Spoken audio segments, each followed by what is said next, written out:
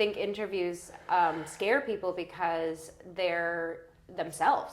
They're not playing a character. If you're an actor or a musician, you don't have the crutch of the character or the microphone or the instrument to hide behind, and you're just your raw self.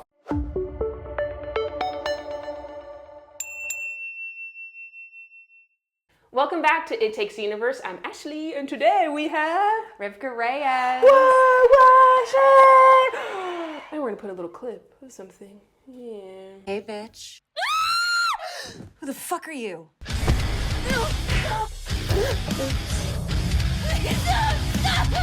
Your worst nightmare. Does she or they have a name? Yeah. Like you did before, sing a new song, Chickatita. Like, we're just gonna start how we always start. Where are you from?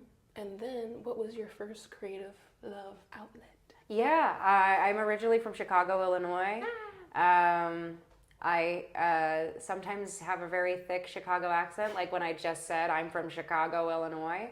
And I'm very nasally today.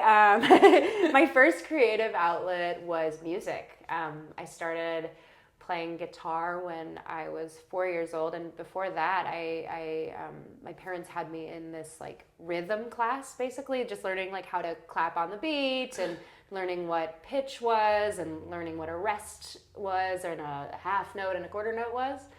The class was called Baby Steps, and it was really cute. It was like, you know, tambourines and like hand percussion, you know. Oh my god, Yeah. That's so cute. Do you know why, like out of all things to put you in, do you know why your parents put you in that? Do you think they're like, we feel this energy from her versus like a sport or something, like, you know? Well, they knew I was meant to do something performative because when I came out of the womb, I was like dead for a couple seconds. They thought I was dead for a couple seconds. I was like, and then I was like, "Meh," and they were like, oh my god, she's gonna be an actress. But yeah, no, I think music was the thing they put me in because my dad, the lore is that I sang before I talked, and before I could form words and sentences, I could form melodies. And so they always thought I was going to be some kind of a performer person. And so music was the thing at first. My mom is a singer, and my dad's been a long time like concert junkie. So music seemed like the first thing that I was interested in because of sort of the singing. Yeah. My mom would like play cassette tapes of like Mariah and like Whitney Houston on her belly while I was in the womb. Wow. So yeah, I came out singing. Wow. I came out dead, and then I Oh, came out singing. Maybe you still thought you were in the womb. Yeah. That's my... I think it was just like I wanted attention. You're like, are you all looking at me? Uh-huh. Okay, now I'll cry. Yeah. That's hilarious. Okay, so then when was for you, so young, the transition between like taking classes and having fun to like, could I do this Yeah. for a living? I fell in love with music when I started playing guitar. You know, I was taking these lessons, and my teacher, I was obsessed with her. She was just so cool, and I just wanted to be like her when I grew up. And I just remember having this instrument in my hands, felt like I had a shield or a sword or something. I mean, that's why they call a guitar an axe. Like, it is a weapon, and it's a cool thing that you can do. And I remember prioritizing practicing guitar over like homework and friends and you know, socializing. I just always wanted to be playing, and I wanted to get really good at it. And it didn't dawn on me that I could have a career doing that. I was also just so creative when I was a kid. I was always writing, like I would write little stories or books or like essays, you know, manifestos. And my sisters and I would do these little radio plays. We had this like blank cassette tape that we would just record like stupid, like silly sketches on and do little radio plays. Like, and some of them were like historical, and some of them were just like stupid stuff that we created in our imaginations. And we were just a very we weren't really like allowed to play video games. We were kind of encouraged by our parents to just play with each other and like figure it out. And you know, what I realize now is what we were doing was like long form improv. But we had different like, you know, characters that we would play. Let's play teenagers. Oh, let's play the queen and her servants. Let's play, you know, like whatever the games were. You know, we would just have fun and just play in that way. But it never really dawned on me that it could be a career until I had my first audition, which was for one of the best movies of all time. Yes, so Little did I know. Little did we know. Okay. And also the singing cover still of you and your siblings on the YouTubes I watched. I was like, true webcam footage. We love that. Oh no, not the webcam footage. Those are embarrassing. But I loved all of it. The dinner. I was the like, dinner this party. Is so unhinged. You watched the dinner party. I watched every video on there. I was like, I need to know who RIVKAH is. Well, now you know a lot about me through my YouTube channel has some of the like early aughts, most YouTube coded, 2005, like 2006 coded stuff. I was like, wow. Oh, hilarious. I'm sure you saw that. Maybe you did, or maybe you didn't. Maybe I shouldn't even say this. There's a video of my sister and I was when Kesha first came out with the song TikTok. Yeah. And my sister and I just did like a fever dream on a loop of us singing TikTok, and then there was like interspersed with like we were ripping off David After Dentist and Jersey Shore, and like it was just such a time capsule of that time. Yeah. Oh, that's so true. It's so. I love that you still have it up. I was just like, that also says a lot. So it's humbling. It's to humble myself. Remember where I started. Yes. Okay. Never forget from whence you came. Yes. So since you bring up this epic audition, so yes, what was that process of, okay, you're having fun, you're creating with family, to then this audition? What was the... Yeah, when I was 9 years old, I was in 4th grade, I was on this radio show, this NPR show called From the Top, and they featured classically trained young musicians, you know, showcasing their best piece. And I didn't think anything of it. I of course, when you're a kid, you don't know when something's that big of a deal. Like, same thing with the audition for School of Rock. Like, I had no idea. I knew who Jack Black was. I was like, oh, that funny guy. Yeah, great. I didn't know who Rick Linklater was or Mike White. I didn't know these prolific creators were all behind this. They just said, here are the lines. Learn those. Bring a song to play. And off you go. And I guess I won the room over, which is now my job, is to win the room over forever, until I decide I hate acting, which I don't think that'll happen because I love it. But I guess I won the room over. I got a call back, and then like after my call back, it was pretty much like an immediate offer. They told me that like they'd found a boy to play the lead guitarist, which was the role I auditioned for. They were very, they weren't sure of who the band was going to be, how to build it. You know, they were just going to go off of like vibes of who came in, and they had us each read, you know, I had to read Summer, the like Miranda Cosgrove sides, and I had to read the, what later became Zach Mooneyham character sides, and then just play. And they basically explained to me that, like, you know, we really wanted to have a girl playing a guitar in the band.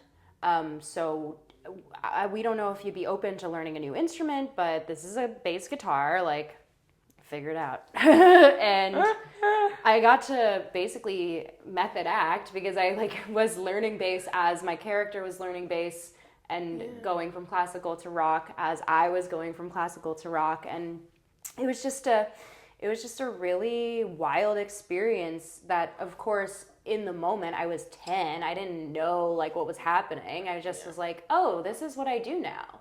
But I will say, the second I set foot on a film set at a studio, I was just like, I belong here. I have arrived. This is exactly where I'm supposed to be.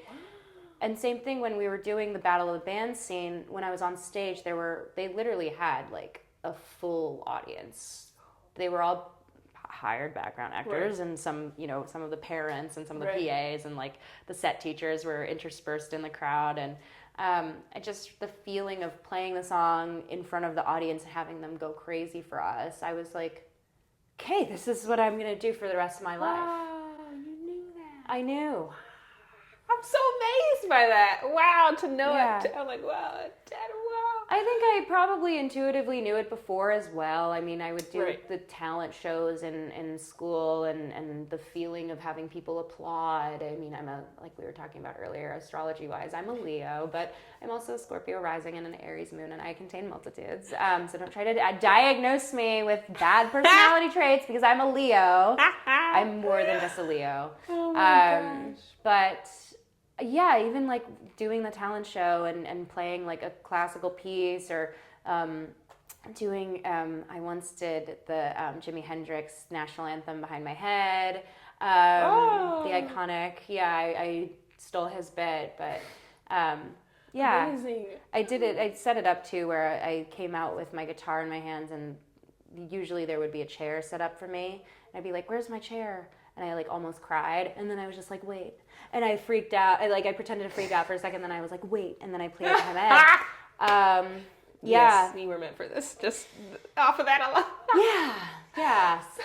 So after this wonderful experience, so since it was like they found you via the NPR, after this movie, I always ask every creator then, what was your road to getting agents? Was it like... Instant. Instantly got an agent. Okay.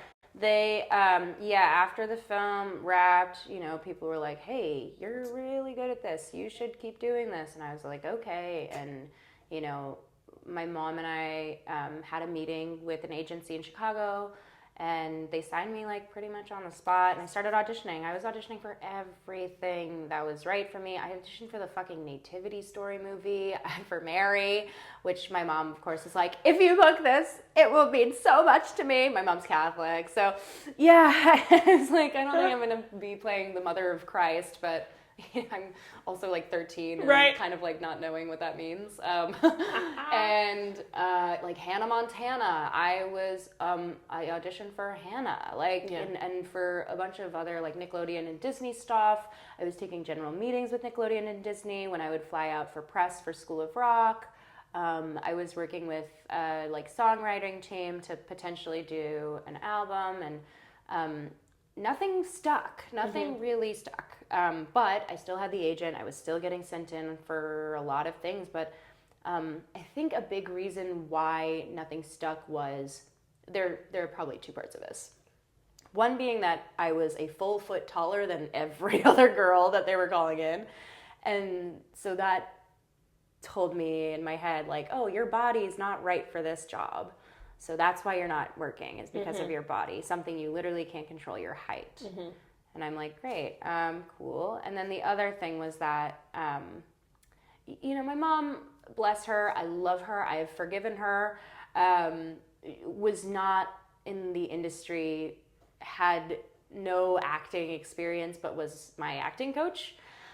And I feel like if I had like stronger coaching, I could have maybe worked more. But at the end of the day, I don't have any regrets because I got to be a normal high school kid. I got to, fuck around and like do drugs in private and like, not have the world watching me, which I'm really grateful for now. But as a kid, I, of course, was like, why didn't I become Raven Simone? Hilary Duff, all the girls from Disney that I looked up to. Right. I really did want that.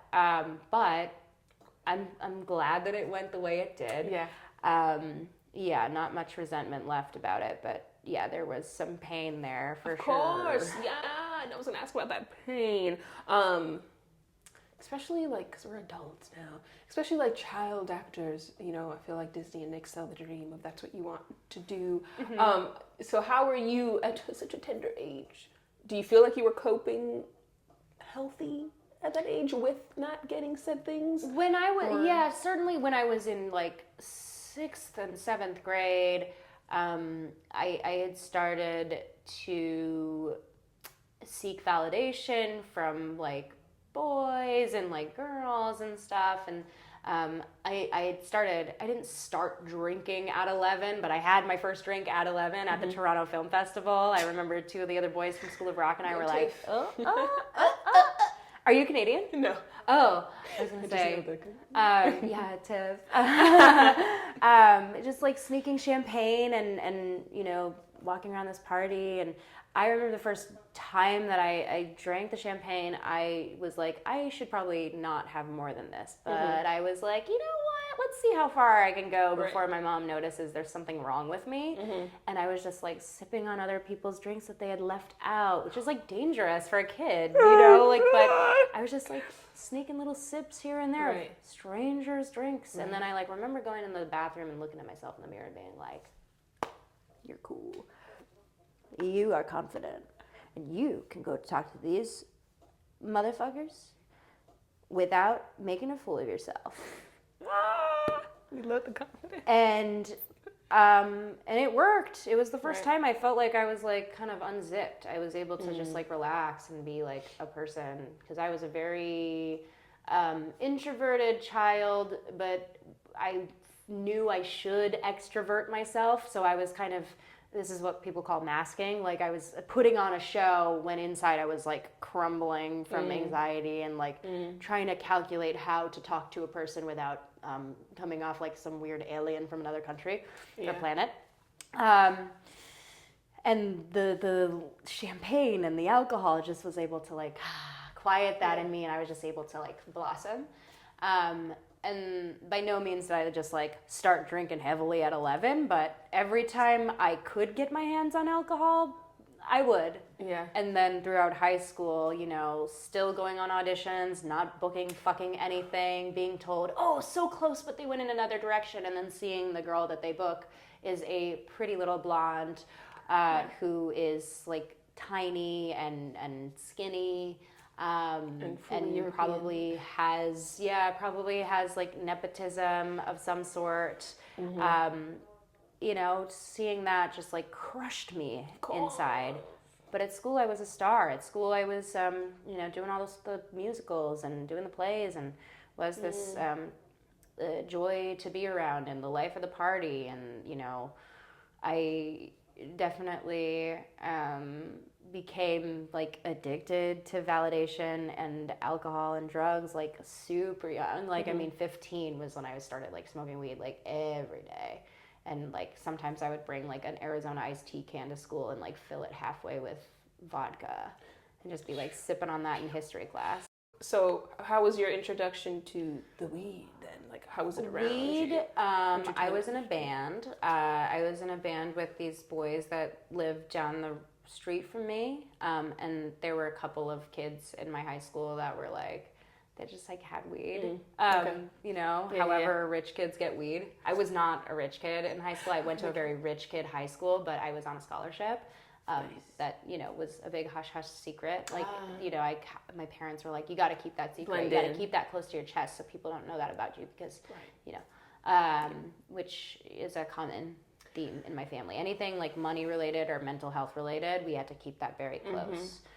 That we were always kind of in financial insecurity, or somebody in the family was mentally unwell. This boy, David Gates, who's still like one of my dear friends today, like gave me weed for the first time. And we smoked, and then I was just like, oh, this is another layer of like cool, chill. And when alcohol is not around, which alcohol is not as easily accessible to me at this age as weed would be, because I can just ask my friends, you know, I can do that. And cigarettes too. I was like obsessed with cigarettes from like 14, because the boys in my band smoked cigarettes, you know, sneakily. And my parents were such helicopters that they would know. They knew immediately when I started transitioning into the dark side, into the sex, drugs, and rock and roll. Mostly because they read my diaries. But, you know, big breach of privacy. They had no right to do that. But again, all is forgiven. And, you know, they read my shit. They knew I was having sex. They knew I was drinking. They knew I was smoking weed. And they tried their best to punish me, to keep me from, you know, doing it. But I knew how to sneak out. I was a resourceful little drug addict. I mean, and still am. I don't drink or use anymore, but I still am a very resourceful girl. Like I just don't have the drugs anymore. So I'm resourceful in other sneaky ways, but probably another topic for another show, another day. Okay, so the real honesty of, not like auditioning and multiple reasons outside of your control for them not landing, and then doing all these resourceful things. So when was the shift for you of like, I don't want to do these things anymore? It was a while. I mean, I started, so like, let's say from when I was 15 until I was 25. So 10 years, a full decade of me drinking, using, hooking up with anyone who paid attention to me. I mean, just anything I could put in front of my heart, in front of my soul, to just not feel my feelings. Food, lack thereof, sex, drugs, rock and roll. Like, I was just down to just keep everybody at arm's length, because I wanted to keep myself at arm's length too.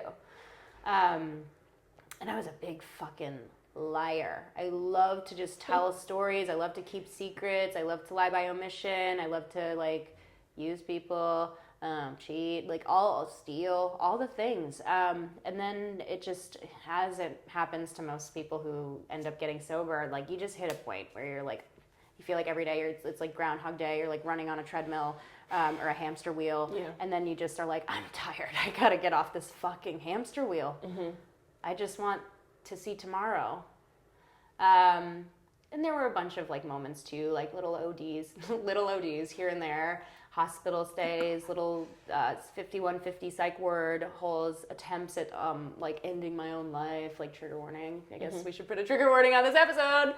Trigger warning. But yeah, just I was ready to either opt out or get help. And I somehow knew those were the options. And so I picked the tougher option, which is to get help.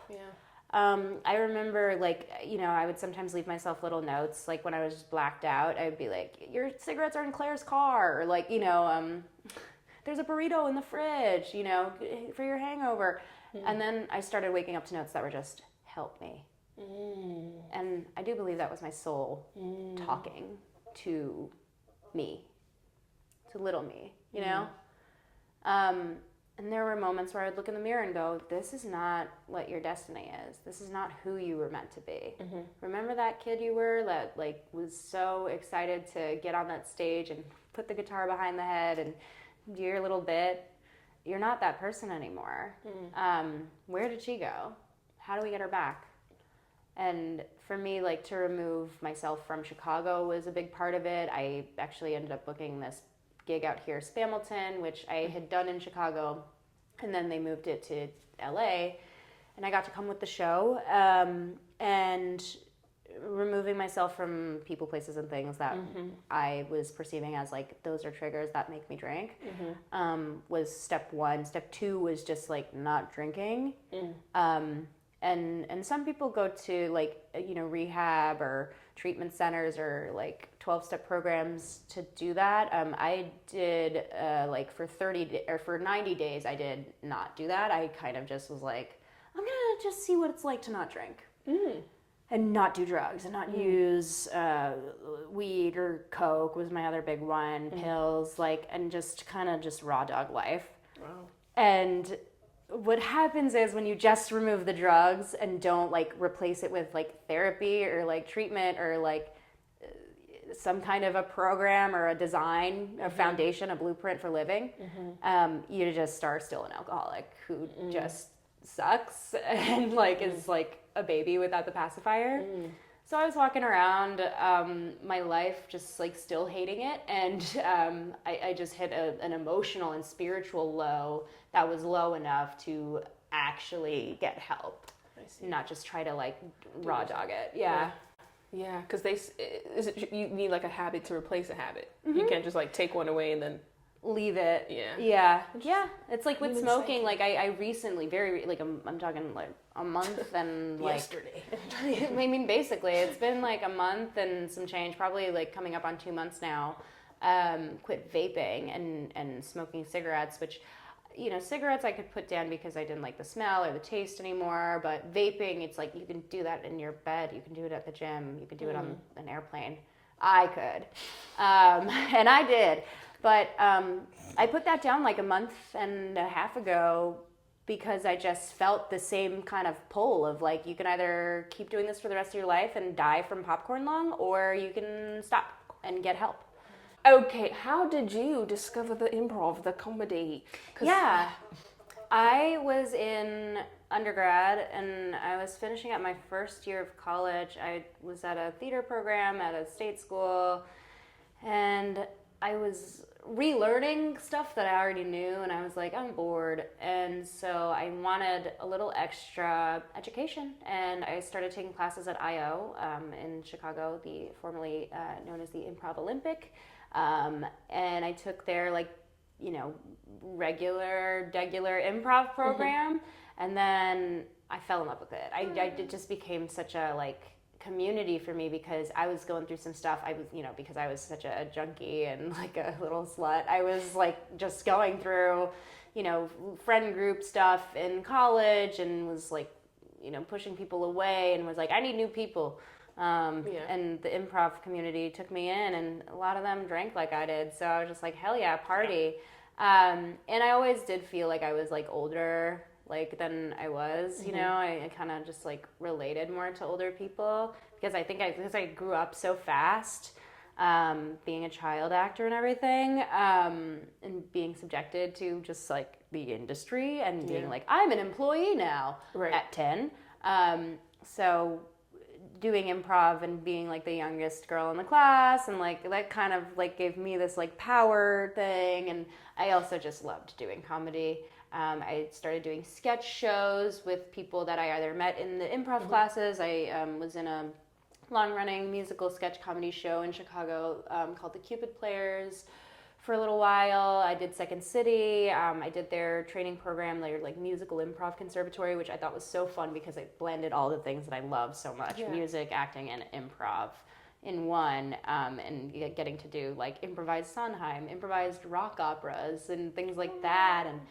And just was so in the improv community in Chicago, and then started writing my own comedic music as a part of the sketch show. And then once I left that sketch company for reasons of the director being a complete total fucking creep and perv and asshole. Sticking to stereotypes. Classic. I left that group and I took back the material that I had written as my own and started performing stand-up, but more of a musical comedy variety act. And I just, took the city by storm a little bit. I remember it got to a point where I was on shows with big, Hannibal Buress and Maria Bamford. And I was just wow, I'm really doing this. I'm making a name for myself. People would sing my songs that I, had written at me, while I was, walking around Chicago. They'd be like, butthole girl. I'd be like, hell yeah. At least it's not the girl from School of Rock, No, the songs are funny. They're on YouTube. Thank you. Oh my gosh. Yeah. No, is it the Just Say No song I liked? That's how you end it. I don't know if that's the title, but it's no is no, but it's yes, Lies is the name of that song. There's secrets. It's a song about the lies that we tell men when they're trying to hit on us, and we're just no, leave us alone. So I saw here, RIVKAH, boundaries, bondage, right? Hebrew. Why the name change from Becca Brown to RIVKAH Reyes, and then what has been, if I would hope, I don't know, spiritually, the most transformative part of changing?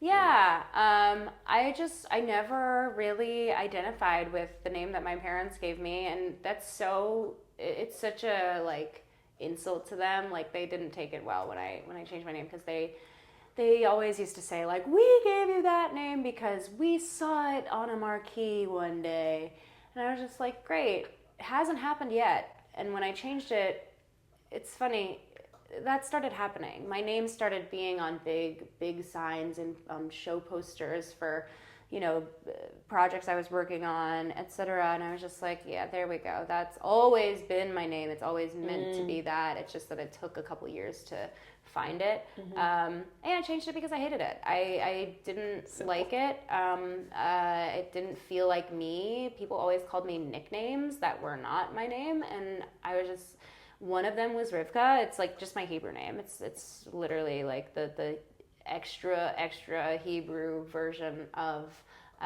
my old name. But I just when I started going by that, I just felt, and hearing people call me Rivka, I was like, yeah. And I love Riv too, when people call me that. Like, even when people that like don't know me, like call me Riv, I'm like, hell yeah. Like it feels affirming. Reyes is the last name of an ancestor on my mom's side. I like alliteration. What I did like about Becca Brown was the BB, the alliteration of it. And I feel like, there's like some kind of a star quality to having the same first and first initial. What? Yeah, same first and last initial. There's just something kind of star powery about it, and Reyes happened to be in my lineage, and so there it is. And also a lot of people were like, what are you? What is it? Is it Italian? Is it Greek? What is it? And there's something in there, some spicy in there. And I think Reyes, while it is like a Spanish colonizer last name, it gives like not white, not all white. Lets people know. There's something in there. There's a little something in there, and it is Filipino. Yes. Which was also colonized by Philip. Yeah. By Spain. So see, it works out. Okay. Your short film! Gianna. I loved it. Oh my God. Honest and also beautifully shot. Thank you. When was it just an idea? Yeah. Versus when are you like, I'm going to shoot this and submit it to festivals? Well, the idea for Gianna came about years before I wrote it. I just thought it would be cool to like have a film where like I play a character that's pretty close to myself, spending the day with myself in like as my inner voice, my inner monologue, that saboteur-ish part of myself that doesn't really say much, but for some reason she always gets me to like jerk off instead of answering emails, or smoke a bowl instead of eating a like healthy breakfast, That voice I think we all have, the inner saboteur, the inner critic. It's not really the critic though. The critic is different than the inner saboteur. The critic is like, you're not enough, you're stupid. The inner saboteur is a little more sexy and seductive and is like, hey, why don't you just jerk off instead of, getting work done? It could be fun. And you're just like, yeah, I think I'm gonna do that. Or hey, why don't you text your ex? Haven't heard from her in a while. Wouldn't that be fun? Instead of writing music today, or doing the brand sponsor videos that you gotta do. And my body always just goes, absolutely yes. And I thought it was a pretty interesting, thing to do. And of course it is like, it's not been done before. We've seen a lot of these, that trope of like that inner demon, meeting the self, and having sort of a showdown. But I just wanted to make a very RIVKAH Reyes version of it. And I took this amazing class, which I highly recommend for anyone who's a filmmaker or an actor who wants to write something that they can also star in. It's a short film class with Kate Schuster. She's an incredible writer, actor, director. And the class is called Fade In To You. And I think all the info about her classes is on her Instagram. But yeah, I took her class. She's a good friend of mine, and I had been wanting to take this class and just did it and wrote the short. Technically, I wrote the short in 15 minutes, but it was a 8-week class where we like built the outline, built the why. We're telling this story now, and did all these like cool writing exercises to get to the draft, the rough draft and the table read. And once we did the table read, I was like, yeah, I got to make this thing. And Kate actually related to the story so much that she was like, you have to make this, and I want to direct it, which was really sweet. I wasn't expecting that at all. But yeah, it just happened so quickly. And then before you know it, we were making it. I mean, we had to crowdfund, which don't recommend it to anyone who has mental health issues. It's a really hard thing to do when you have low self-esteem. And I had to really, really be prepped with all of my spiritual and emotional and mental health like tools before doing the crowdfunding, because it almost took me out. I mean, I'm not gonna lie, like I was doing great. I was like sober. I still am. And I still, like, I didn't relapse during it, but I was fucking close. I was like, if I don't get this money for this film, I'm going to drink again. Right. You know, my brain, that saboteur told me, hey, wouldn't it be cool if, like, you didn't get the money and you just killed yourself? You know, and I'm like, great, yeah. Oh, God, no. And it was so life imitating art, like, my inner demon was, like, talking to me in the Gianna voice while I was crowdfunding for Gianna.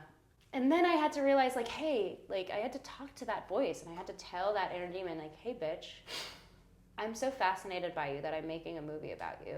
Can you chill the fuck out?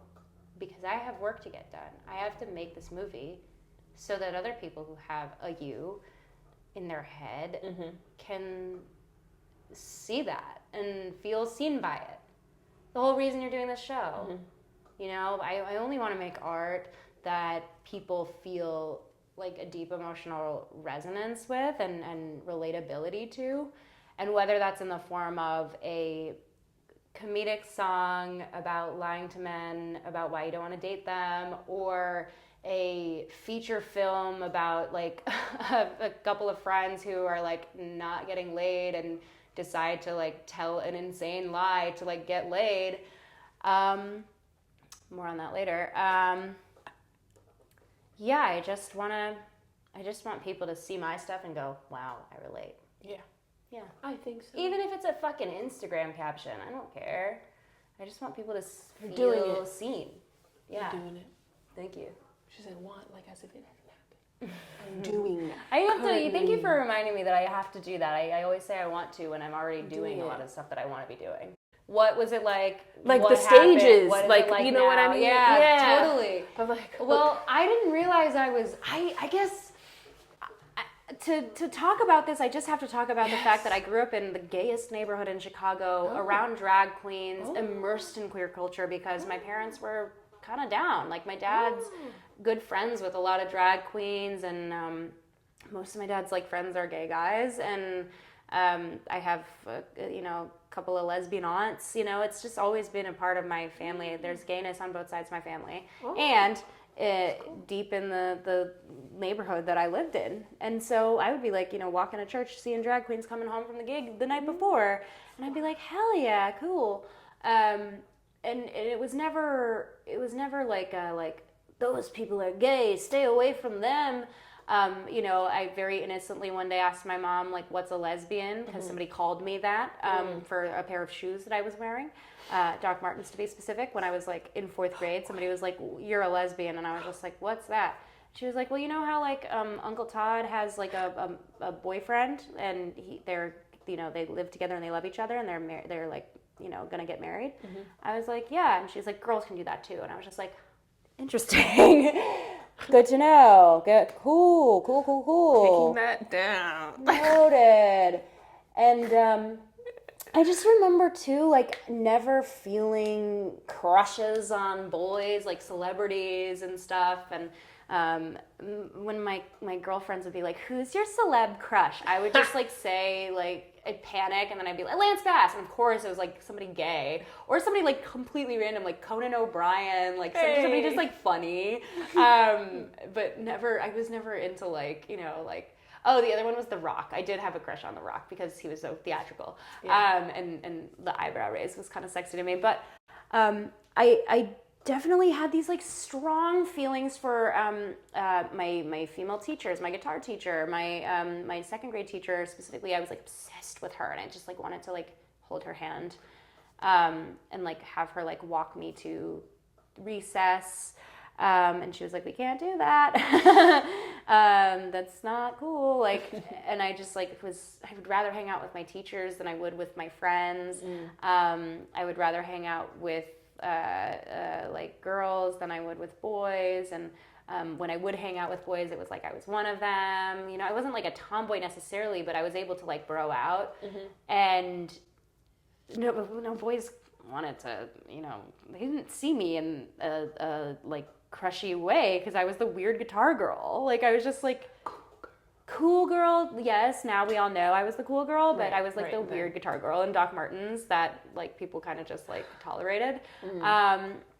But yeah, I don't know. Then it was God, there were so many signs too. Like when we were filming School of Rock, we would go see like Broadway shows and off-Broadway plays and just like immerse ourselves in New York art scene because it's so rich.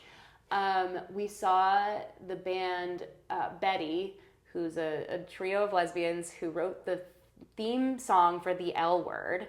We saw their like off-Broadway play that was called Betty Rules, and it was just like a kind of like, it was more of a concert with like storytelling interwoven in it, but one of the girls like flashed her boobs, and I was just like, oh my God, like, and I was so hyper fixated on these women that were so just like different. I felt, I knew what a butch lesbian looked like, but I'd never seen like femme lesbians before, and I saw them and I was just like, there's like a picture of me like with them, and like I was like hugging one of them, the tall, so skinny one. I was like,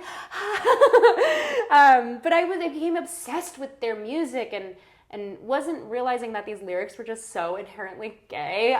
And then now listening back, I'm like, oh, I was such a little lesbo when I was a kid. I do identify as like bi, just because I do still feel attraction towards men. And that's a recent thing that I've like had to like re-accept about myself, because when I came out of the closet, like I came out as bisexual when I was in high school, and all the people in my class were like, we know, we've seen you make out with girls, like, because that was like another thing, is I would get drunk to a point where I'd be like, that would be crazy if we kissed, should we kiss? You're so funny. And the girls would be like, yeah, and then they'd be like, that was fun, and then they'd like go back to their boyfriends, and I'd be like, but more. But yeah, I came out as bi first, but then, you know, I was very staunchly a lesbian for the last, like, however many years, and then recently started feeling attraction towards men again, and I'm like, oh, okay, I guess still doing that. Yeah. But it's like, it's okay. It's like just people are people. Right. I'm attracted to brains. I'm attracted to hearts, not parts. Oh, cute. Hearts, not parts. Yeah. Yeah, I feel like I see some like lesbian TikTok reels, and it's always so funny when they're like, yeah, I'm bi, and then they're like, when they're like attracted to men, they're like, yeah, I guess, and then women, yes. It's like it's like this, like, I don't want to say hate, but it's like kind of like there's a feeling of shame. I think because 2024 is like the year of the hot lesbian, you know, icons. Like, and, you know, we've got like Love Lies Bleeding, and media is so lesbian now, which is like incredible for us, like, you know, just and for the community, because there weren't many like lesbian icons when I was in. There was like, you know, on Buffy there was a lesbian story, but there wasn't much else aside from like Pat from SNL, who was like a gender like ambiguous like joke, and was supposed to kind of be either like a butch lesbian or like something, I don't, non-binary something. And I was just like, if the markers are like these like hot les vampires or like Pat, I don't know where I fall. But then seeing Betty, I was like, rock star, like titty flashing lesbian. I think it's me. I think that's what I am. nice. And that's what I became. Nice. Just kidding. But no, that's true. Yeah, I guess it's like, yeah, if it is gay narratives back in the day, it's either like male fantasy of two lesbians or making fun. Yeah. Now that you say that. Speaking of which, what is, I feel like this is a good segue. Tello And then tell us about the holiday I do. Yeah, so I've actually had the privilege of playing a lesbian character in 2 holiday movies. Another industry where you don't see many lesbians because it's very like, it is for a very specific audience, and I feel like the audience doesn't love gay people that much, unless they're like the like fruity, like, you know, like best friend comic relief character. Right. But I played a lesbian wedding planner in a film called A Holiday I Do that came out last Christmas season on Tello, which is a gay streaming app. And that was so fun. Yeah, it was just something that came about, and the team behind that film just like offered it to me, and you know, they're like, you're a queer icon and we want a queer icon for this role. And I was just like, the romantic lead in a fucking holiday rom-com? I absolutely will do that. And I got to work with a friend, Lindsay Hicks, who plays my like love interest in that movie. We got along so well, and we already kind of knew each other like from just like being at the lesbian parties in LA, divorce party, and like all of those types of events. But we had a great time. And then the other one that I did was for Lifetime. It was called Picture Perfect Holiday. And I actually just wrapped another holiday movie that's going to be on Netflix this holiday season, called The Merry Gentleman. Oh, yes. Yeah, so fun, so silly. I love a Christmas movie. Yeah, watching that preview, I was like, wow, yeah, we don't see this narrative. I was like, yeah, this is the... Yeah, we don't see a lot of two femme lesbians in much, as we were talking about earlier. Like, you know, it's like usually there's like one very masc one and one very femme one, and it's like, what about the girls who kind of like oscillate between? Exactly. You know, I was like, Tello was such a good idea of having a platform just for that. I was just like, wow, the lack of, and someone. And I wish more people knew about Tello. I wish there were more Tellos out there. Yeah. But the reality is, TV and film is just becoming so gay, and so in a good way. In a good way. Okay. Gay in a derogatory way. No, because I feel like some gay actor friends I talk to, or maybe it's guys, maybe I haven't.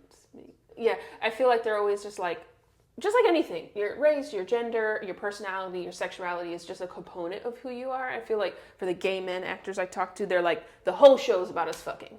Like when they're like reading scripts, they're like, I have other aspects to myself. So that's why I'm like, in a good way? That's what I was I think it's in a good way. Okay. I think personally, like, just queer representation, yes, some of it sucks. Like, I remember reading a script for, I really want to say what it was for. Should I say it? No, I'm going to be a good girl.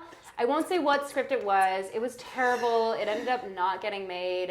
It was supposed to be a full, like, series order for a CW show that featured, like, a lesbian character, and I went in for the lesbian role, but the character was so hypersexualized. She was just like a lesbian fuckboy, kind of like always had a different girl in rotation, and was like,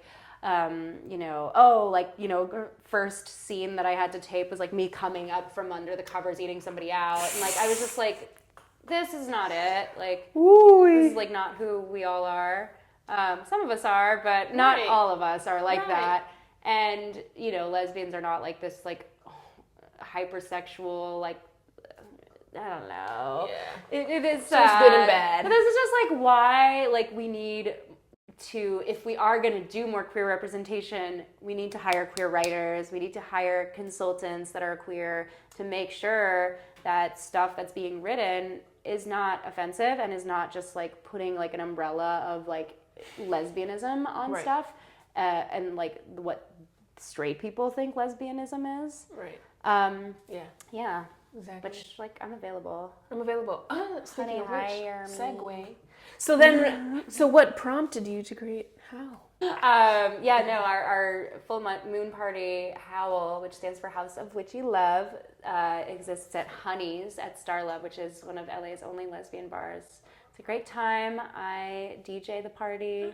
You can get tarot readings. Sometimes we have tattoo artists, and we've now started branching out and like collabing with other events and having like a Howl like section at parties where it's just like tarot, tattoos, and a music aspect. But we wanted to start those parties because there's so many witchy people in LA, people that like love crystals or tarot or astrology, and we thought it would be cool to like have them all meet each other and you know. I've met so many like amazing healers, like Reiki people, and people who do like myofascial trigger point release massage through Howl and through other witchy events like that. So just that's like our way of giving back to the community here. And the parties aren't inherently gay. I mean, there are a lot of gay girls at Honey's for sure. It is sort of a lesbian bar, but it is open to all who can be respectful. Oh, I love that. It's a fun time. Oh, thank you. Oh, I love that. No, I love that you did that. I was like, oh, that's so great. Yeah. That being said, astrology, big astrology person. Was that, when did you get into that? Was that something that helped you when you're like trying to replace the bad habits, or was that something No, like I've always been into like astrology, tarot, witchcraft, Ouija boards, psychic stuff. Like my mom is a big crystal witch. She loves astrology as well. She knows all our birth charts. Like she's got them like saved in her iPad, like just to pull them up and look at them sometimes and like diagnose us with bad personality traits. But yeah, I got my first tarot deck when I want to say like in college or maybe like right out of college, and I just would like play with them, like look at them, kind of figure out what they meant for me without looking in the book and trying to figure out intuitively like, when I see this imagery on this card, this is what it reminds me of, and using kind of sense memory to figure out what the cards meant. And then I got really into reading for other people. So I did buy a book to like make sure I was like giving the right answers, but my intuition is usually always right. When there's not right outside factors in the way of my intuition. My intuition is always right. I always say my gut is my God. And the word God kind of freaks people out sometimes, but it is like your gut is the truth. Like, at least for me, my gut always tells me what I need to know about a person, place, situation that might be unsafe. If I feel that gut feeling, I walk away. And when I don't, when I hear the gut message and I don't walk away or don't listen to it, I'm fucked. Same. I get myself into trouble that way. So I've learned to just like listen to my gut no matter what. Yeah. It rhymes. But the tarot cards, I started reading for other people, more so during the pandemic because I had nothing fucking else to do. And doing like little birth chart readings as gifts for friends. And then I created Spiritual Fitness, which is a coaching package that I have where I use modalities like tarot, astrology, Reiki, and the Akashic Records, which, just to briefly explain what that is, it's a liminal database of everything that was, is, and will be. It's basically how I tap into my like clairvoyance and like clairsentience and my clairsenses to be able to coach people. Whether that's creatively or through life situations that are tough, or through nurturing a business, or picking colors on their website. If I tap into the Akashic Records and somebody's like, what colors should be on my website? I'm like, oh, let me ask your spirit guides. And then I can be like, oh, lavender I think would be nice. And it's not just coming from me. It's just like taking that moment to check in with something outside of myself to get the answers. I use it for my writing. I use it for lyrics. I use it for poetry. I use it for scripts. But I've always been a little witchy. And I kind of do feel like I want to like run away and like be like a hermit, like witch in the woods someday. But right now, I do kind of still want to be a movie star and a rock star. So I'm going to keep doing that until I get tired of it. Worst and best. Best and worst advice I received from my parents. Okay, my dad always says, make an outline. And I used to laugh and like be like, okay, whatever, Dad. Like, you're a Capricorn. So that makes sense that you would say that. But he's right. I love making a little outline, whether it's on my phone or handwritten or just like mentally. The simplest way for me to like get my thoughts organized. My thoughts can be very like swirly and like I don't know, and crazy and like toxic. And sometimes when I just am able to like write down like, this is what I'm thinking right now, this is why I'm thinking it, this is why I feel it, or when I'm like writing an email that's like, you know, asking for a bunch of money from a producer for a film or like whatever it is, write an outline. If you're about to have a tough conversation with your partner, write an outline before you say what you're going to say, because your emotions are usually going to like filter in through what you're going to say, and you're going to say something that you fucking regret. So write down the facts. What are the facts of what you're about to say to that person, or what's going to go in the email? How much money do you need? What are you going to do with it? How is it going to be allocated to the contractors? Write an outline. That's the best advice I've received from specifically my dad. And I also loved when my mom would say, like, yeah, never trust a man on a loud motorcycle. Because he's got a tiny dick. And then I think the worst advice that I've ever received from my parents, I don't know, man. My dad's full of life lessons. My dad's got a lot of life lessons. I can't really think of any bad advice that either of my parents have given me. I just think that, like, you know, if you're a parent and you think your kid would like do great in the film industry, just like check in with them and see if they want that for themselves, and along the way, if they do start to get successful, check in with them and make sure like nobody's saying or doing anything inappropriate with them. Like we just saw Quiet on Set just came out, and I know some of the people that are in that documentary, and I have a lot of friends that have worked for Nickelodeon and Disney and had similar harrowing experiences with like icky producers and showrunners and people on set, and it's just like, if your kid is gonna be in the industry, like just make sure you're fucking taking care of them, and that they're in therapy or something. Because sometimes I would have to like audition for characters that were like going through like deep trauma, and I'm like, I'm 13, and like today I'm playing a rape victim. You know, it's like it does require a lot of care that needs to go into it. So just make sure you're like having these conversations with your kids. Right. I agree. Okay, so legacy. You're 100 years old. Honey. Newspaper article. What do you want your legacy to be? Tomorrow you're dead, gone.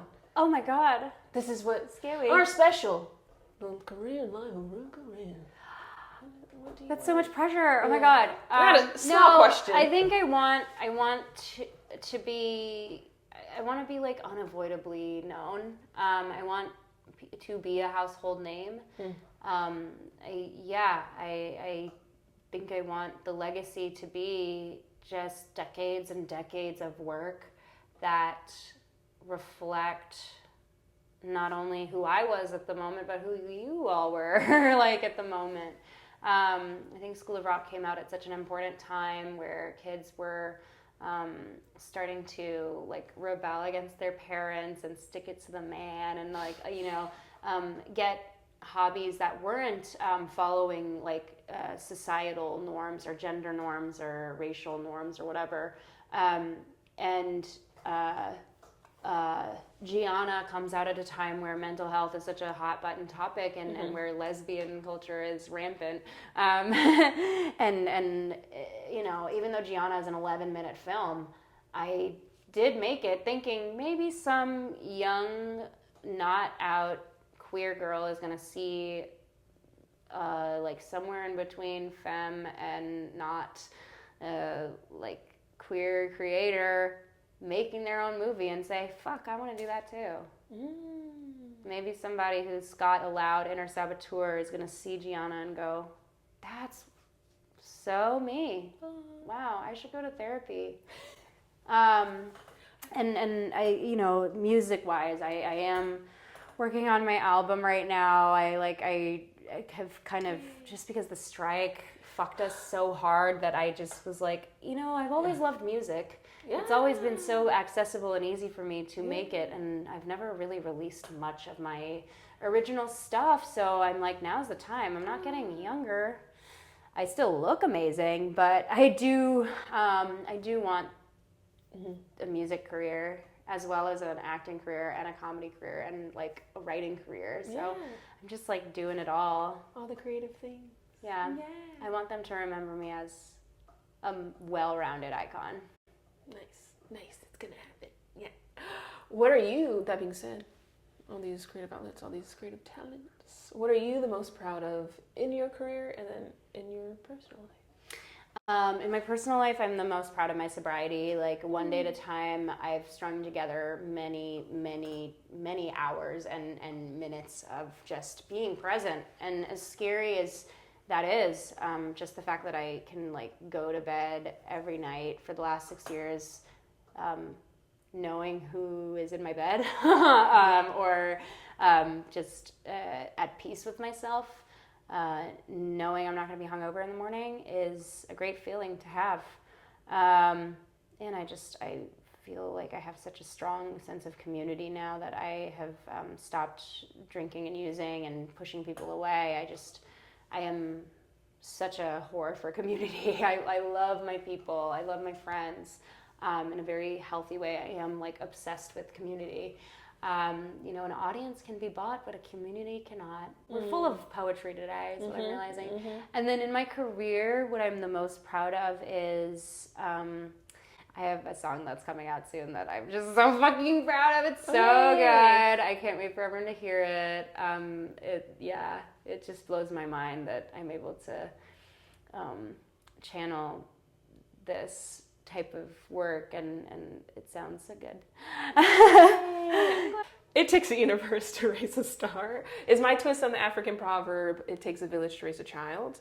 So it's all about the stars in our life, and together we make up the universe. So I always like to ask, who was a star in the beginning of your journey when you did figure out this could be a career? And then who is a recent star, 2024? When I started my journey, it was the movie Matilda for me. I mean, both because I was like infatuated with Miss Honey, but also seeing Mara Wilson, who I've had the privilege of like becoming kind of like internet friends with now. All of us child stars, like former child stars, know each other. It's really cute. Like we like go to each other's birthday parties. It's very adorable. But Mara, just seeing her play this like smart, wicked smart, magical child, I was like, I relate to the character and I also want to act. And then a recent person for me that I've seen that has made me go, wow. Who's inspiring me today? Let's see. Doesn't even have to be someone famous or on something. It could be in your life. Because to me, it's like a star is a light. Anyone that's like... Oh, no, I'm going to give a shout out to my very good friend, River Gallo. River is an actor, writer, intersex icon, wrote and starred in their own feature film called Pony Boy that had its premiere at Sundance this year. And just seeing their like glow up the last couple years that we've been friends has been so special to me. It is an honor to like just be present for their journey, and they are so supportive of me too. It's just so nice to be friends with somebody that is such a fucking light. When they enter a room, everyone's eyes are on them, because they are truly just like so fucking beautiful. And it is very inspiring that they took this movie. Before it was a movie, it was like a theater piece that they'd performed in like undergrad that became a grad thesis short film, and is now this like huge feature with like some of my favorite actors. Marie Bartlett, Victoria Pedretti, and Dylan O'Brien are all in it, and it's just such a good film. And I'm so proud of my sister. Oh, yay! Where can they follow you? Where can y'all find me? Y'all can find me on Instagram and TikTok at RIVKAH.Reyes. Don't follow me on Twitter. It's not a good place. And we shouldn't be supporting Elon Musk. Fuck billionaires. Eat the rich. And keep an eye out on my Instagram for music stuff. And you can follow along there. Yay! And if you want to come to my full moon party, our full moon party Instagram is howl.party.la. Yay! We're expanding to New York soon. Oh my gosh, hooray! Thank Thank you for coming today. Both of us clapping like this. It's so cute. Like zoom in on the tiny little clouds.